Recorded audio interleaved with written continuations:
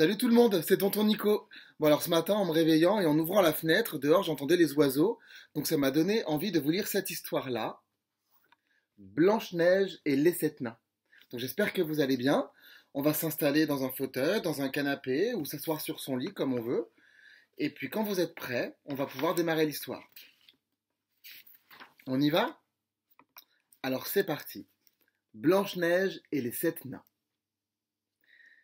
Il était une fois, dans un pays lointain, une très belle princesse qui s'appelait Blanche-Neige. Après la mort de sa mère, son père s'était remarié. La reine, sa belle-mère, était une femme orgueilleuse et jalouse. Elle possédait un miroir magique. Chaque jour, elle se contemplait dans ce miroir et lui posait la même question. Miroir, miroir joli, qui est la plus belle du pays? Le miroir magique répondait, Reine, c'est toi qui es la plus belle. Mais un jour, le miroir répondit, Avec son teint de neige et ses cheveux d'ébène, c'est Blanche-Neige qui est la plus belle. La reine entra alors dans une terrible colère. La reine fit venir un garde-chasse. Emmène Blanche-Neige très loin dans la forêt, ordonne-t-elle, et tue-la, je ne veux jamais la revoir. Le garde part pour la forêt avec Blanche-Neige, mais il ne peut se résoudre à obéir aux ordres de la reine. Je ne peux pas vous tuer, princesse, comme ma maîtresse me l'a ordonné. Courez vous cacher dans la forêt et ne revenez jamais au château. Aussitôt, Blanche-Neige s'enfuit de toute la vitesse de ses jambes. Les racines semblent s'accrocher à ses pieds et les branches la saisir au passage. Épuisée de fatigue et de frayeur, Blanche-Neige se laisse tomber par terre et s'endort. Pendant son sommeil, des petits lapins s'approchent d'elle. Arrivent aussi des faons, des écureuils et des oiseaux qui viennent voir ce qui se passe. Une tortue et un raton laveur s'installent à ses pieds. Quand Blanche-Neige se réveille, elle voit les bêtes qui l'entourent. Elle n'a plus peur du tout. Ses nouveaux amis la guident le long d'un sentier. Ils arrivent devant une maisonnette. Blanche-Neige frappe à la porte. Y a-t-il quelqu'un? Demande-t-elle. Les bêtes des bois poussent la porte. Blanche-Neige les suit dans la maison. Et que voit-elle en entrant? Une table, 7 petites chaises, et sur la table, 7 petits bols. Oh! S'écrie Blanche-Neige. Cette maison doit être habitée par 7 enfants. Je me demande où ils sont. Elle entre dans la cuisine. Oh! Quel désordre! Il y a de la vaisselle sale partout. Ces 7 petits-enfants ne sont vraiment pas soigneux, se dit Blanche-Neige. Je vais faire le ménage. Peut-être me permettront-ils de rester chez eux. Blanche-Neige se met à genoux et commence à nettoyer le carrelage. Puis elle lave toute la vaisselle avec l'aide d'enfants et d'un petit lapin. Lorsque la cuisine brille de propreté, Blanche-Neige et ses amis montent au premier étage.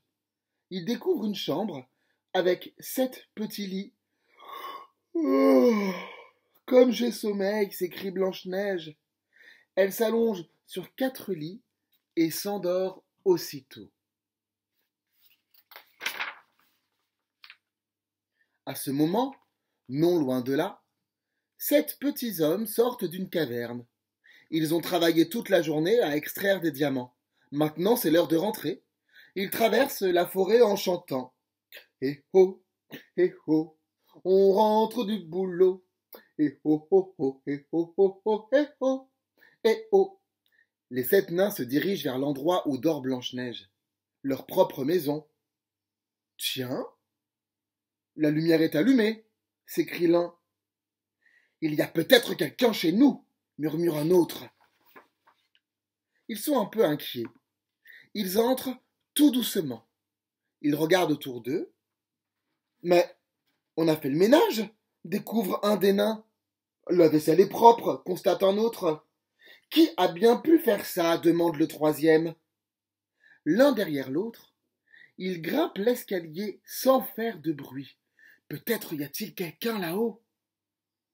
Ils entrebâillent doucement la porte, mais celle-ci s'ouvre brusquement. Patatras! les nains dégringolent à l'intérieur de la chambre. Le vacarme réveille Blanche-Neige. Elle s'assied en écarquillant les yeux. « Oh, s'exclame-t-elle, vous n'êtes pas des enfants, vous êtes de vrais petits hommes ?» ?»« En effet, confirme un des nains. Mais toi, qui es-tu donc ?»« Je m'appelle Blanche-Neige, dit la princesse. Moi, je suis prof, dit le nain qui a des lunettes. C'est sûrement le chef de la bande. Moi, je suis joyeux, dit le nain qui sourit tout le temps. Mon nom est Grincheux, dit celui qui a un visage de grognon. On m'appelle timide, murmure le quatrième. Il n'ose pas regarder Blanche-Neige, il tortille sa barbe avec ses doigts. Mon nom est... Atchoum fait le cinquième en éternuant. On me nomme... Dormeur, souffle le sixième nain, et il ajoute en montrant le plus petit des nains qui s'est glissé tout près de Blanche-Neige. Lui, c'est Simplet, il ne parle jamais. Les 7 nains conduisent Blanche-Neige dans la salle à manger. Il est tard et ils ont faim. Blanche-Neige prépare un dîner pour 8 personnes. C'est agréable de faire la cuisine avec autant d'aide. Je n'ai jamais rien mangé d'aussi bon, affirme Joyeux. Grincheux lui-même en oublie d'être grincheux. Avec Blanche-Neige, le repas est une véritable fête. Après dîner, les nains s'assoient en cercle autour de Blanche-Neige. La princesse leur parle de la reine cruelle qui veut la tuer. « Tu n'as qu'à rester ici, Blanche-Neige, et vivre avec nous, décide Prof. Cachée dans notre maison, la reine ne te trouvera jamais. » Le lendemain matin, les nains partent au travail. Blanche-Neige leur dit « Au revoir. »« Fais bien attention, recommande Prof. La reine est peut-être à ta recherche. » En ce moment, la reine est dans son château. Elle se regarde dans son miroir magique. « Miroir, miroir joli, qui est la plus belle du pays ?» Et le miroir répond « C'est toujours Blanche-Neige. Elle est bien vivante, cachée dans la maison des 7 nains. »« Quoi ? Blanche-Neige est vivante ?» hurle la reine en tremblant de colère. « Eh bien, je vais m'en occuper !» Elle s'élance par un étroit escalier vers le souterrain du donjon où elle prépare ses sortilèges. Dans l'obscurité, la reine s'empare d'une bouteille. Couverte de poussière, elle boit une longue gorgée à même le goulot et fout la voilà transformée en vieille sorcière. La sorcière saisit alors 2 flacons, un vert et l'autre rouge. Elle en verse le contenu dans un chaudron. Elle prépare une potion magique. Elle plonge alors une pomme dans le chaudron. Il suffira que Blanche-Neige mange une bouchée de cette pomme, ricane-t-elle, et ses yeux se fermeront pour toujours. La sorcière met la pomme dans un panier et se dirige vers la maison des nains. Elle aperçoit Blanche-Neige, entourée de ses amis les bêtes. « Bonjour, ma mignonne, » grimace la sorcière. « Veux-tu goûter mes belles pommes ?»« Merci beaucoup, » répond Blanche-Neige, et elle croque un morceau de la pomme empoisonnée. Aussitôt, son sang se fige. Ses yeux se ferment et elle tombe par terre. « Ah ah ah ah ah ah ah !» ricane la sorcière. « Ma potion magique a produit son effet. J'espère qu'elle ne s'éveillera jamais. » La reine ne voit pas les bêtes, amies de Blanche-Neige, partir à travers la forêt. Les animaux sont allés prévenir les nains. Il doit se passer quelque chose, estime Prof. Blanche-Neige est sûrement en danger, ajoute Joyeux. Les 7 nains s'élancent au secours de la princesse. En les voyant arriver, la reine prend peur. Elle s'enfuit en regardant derrière elle et tombe dans un précipice. Les nains trouvent Blanche-Neige profondément endormie. « Réveille-toi !» appelle Prof en la tirant par le bras. « Réveille-toi ! Réveille-toi !» répètent les autres nains. Mais ils ne peuvent parvenir à réveiller la princesse. Alors, ils façonnent un merveilleux lit d'or et de cristal. Ils y couchent Blanche-Neige, et jour après jour, ils veillent sur elle. Jour après jour, il lui apporte des fleurs, mais la jolie princesse ne s'éveille toujours pas. Quelque temps après, le prince d'un pays voisin arrive dans la forêt. Il a entendu parler de la princesse endormie sur son lit d'or et de cristal. Le prince s'approche de la princesse. Il la trouve plus belle encore que les fleurs qui l'entourent. Il se penche et l'embrasse. Blanche-Neige ouvre les yeux.